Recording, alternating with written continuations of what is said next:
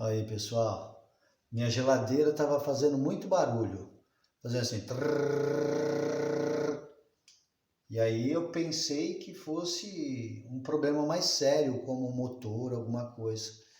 E aí eu desmontei toda a geladeira, tirei esta placa que fica aqui, aí eu desmontei e dá para ver que formou gelo aqui. E quando forma gelo aqui na ventoinha, a ventoinha bate aqui no gelo e aí começa a fazer estalo. E agora como é que eu consigo tirar o gelo que está lá dentro para que ela possa circular tranquilamente, sem barulho? Então você usa um secador de cabelo. Secador de cabelo da minha esposa. Tcharam! E aí você vai derreter o gelo com o ar quente. E aí você libera a ventoinha que estava travada com gelo. Só com o ar quente.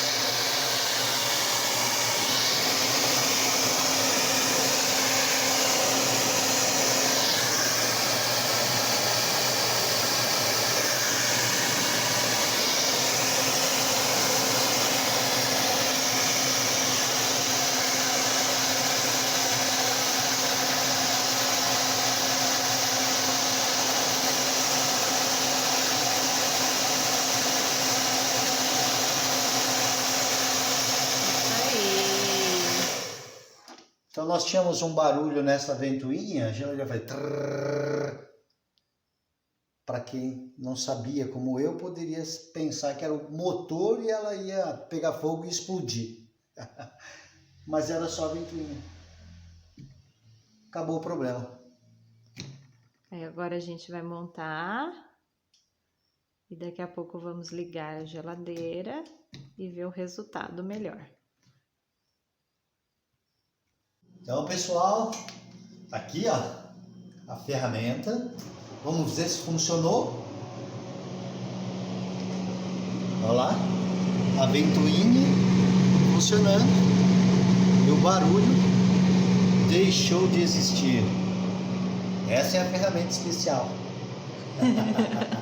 O meu secador de cabelo. Está aí, problema solucionado. Agora a gente vai colocar a tampa, mas eu vou desligar por segurança. Tchau, fui!